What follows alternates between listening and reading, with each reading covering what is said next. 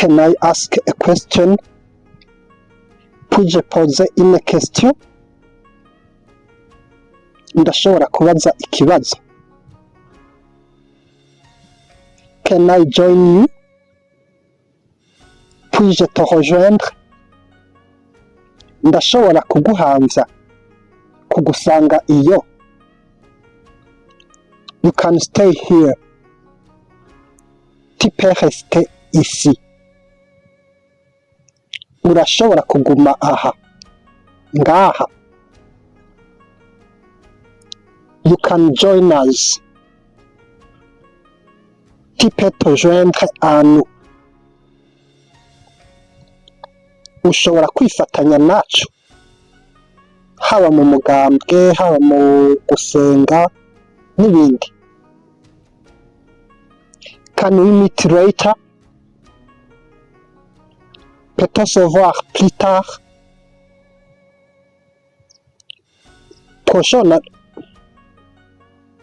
Twoshobora kubonana hanyuma.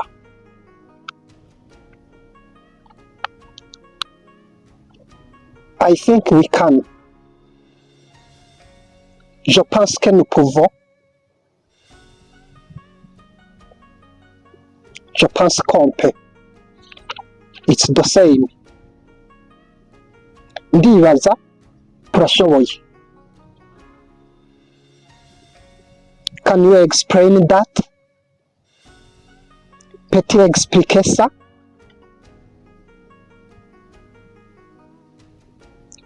Urashobora gusigura ivyo?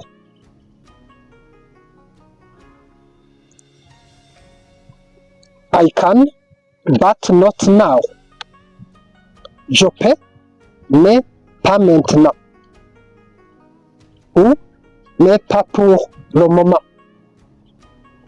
Ndashoboye, ariko atari ubu.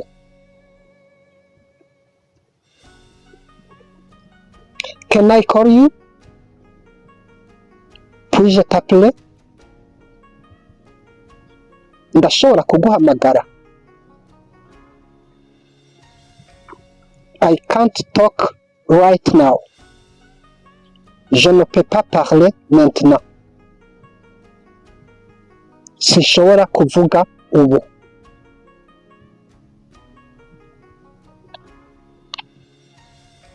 Can we go now?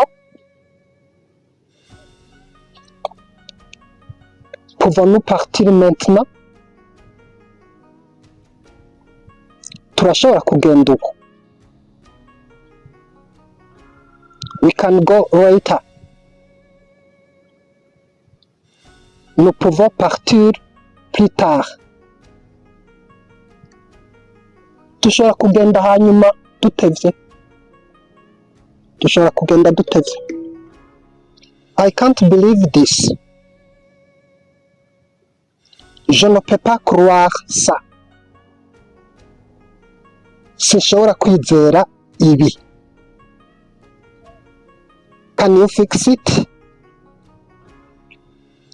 Peux-tu réparer ça? Urashobora gukora iki? Imodoka, imoto, ikinga, kurepara. You can try again. Tu peux essayer encore. Urashobora kugerageza kandi iyo uriko ukora ikintu cyakunaniye. Can you make it? Peux-tu le faire? Urashobora kugikora, kugihingura. Ni muri sense yo guhingura, to process something as raw material. Hajya uhingura ikintu nk'ubutare n'ibindi. Kuko mukaze kubona ibintu vyanditse ko ngo made in China, gihinguriwe mu Bushinwa, ni guhingura. Ni mu ntumbero, ni muri sense yo guhingura. I can come tomorrow. Je peux venir demain. Shobora kuza ejo. Can you stay longer? Peux-tu rester plus longtemps? ushobora gusigara kuhaba igihe kirekire. Can I borrow this? Puis-je emprunter ceci? Ndashobora gutira iki? To borrow ni gutira. Could you help me? Pourriez-vous m'aider? Murashobora kumfasha? I could do that. Je pourrais faire ça. Ndashobora kubikora. Ni ukuvuga ni ku-exprima harimo possibility yo gukora ikintu canke ntugikore. Could meet later. Nous pourrions nous voir plus tard. Dushobora kubonana dutevye inyuma y'igihe kirekire. She could be right. Elle pourrait avoir raison. Ashobora kuba afise ukuri mu vyo avuga. Could you explain this? Pourriez-vous expliquer ceci? Murashobora gusigura ibi. Could I borrow your pen? Pourrais-je emprunter ton stylo? Ndashobora gutira ikaramu yawe. He could win the race.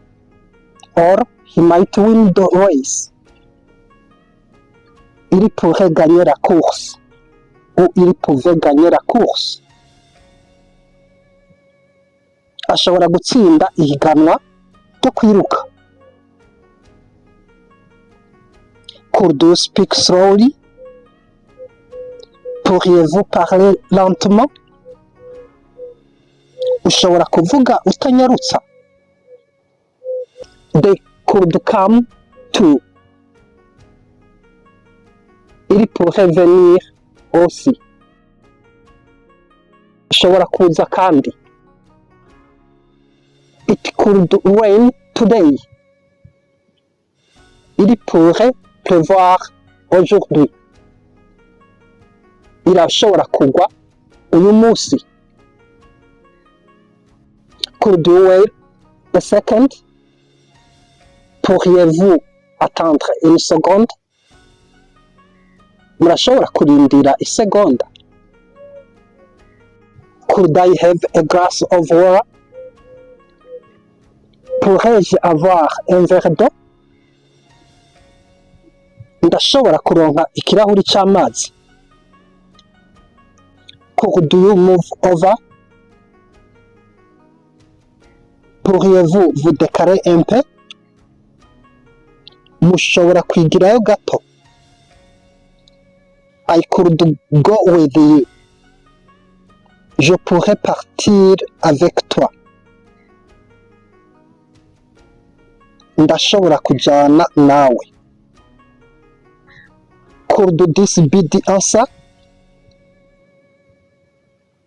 Ceci pourrait-il être la réponse? Iki gishobora kuba inyishu. He could help us later. Il pourrait nous aider plus tard. Ashobora kudufasha atevye inyuma y'igihe.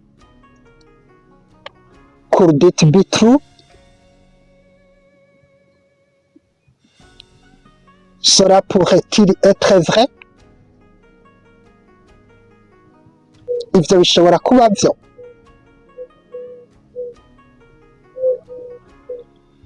Could we talk now? Pourrions-nous parler maintenant? Turashobora kuvugana ubu. Could she stay longer? Pourrait-elle rester longtemps? Ashobora kuhaguma igihe kirekire. She bisigura ko ari sexe féminin, umugore cyangwa umukobwa cyangwa umutamakazi. Could we try again? Pourrions-nous réessayer? Twoshobora gusubira kugerageza. I could see that coming.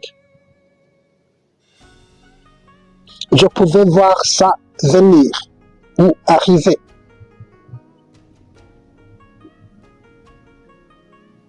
Nshobora kukibona canke kuyibona iriko iraza.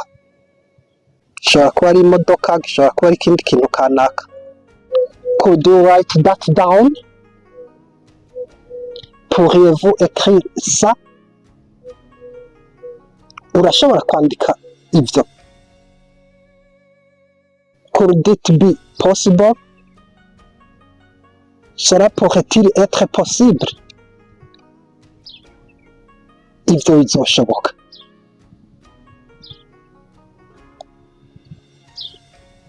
Could you call me later?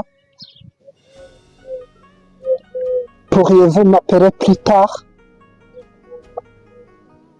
Mushobora kumpamagara mutevye. I will help you. Je t'aiderai. Nzogufasha. Will you come? Viendras-tu? Uzoza. She will be late. Elle sera en retard. Azoteba. Will it rain?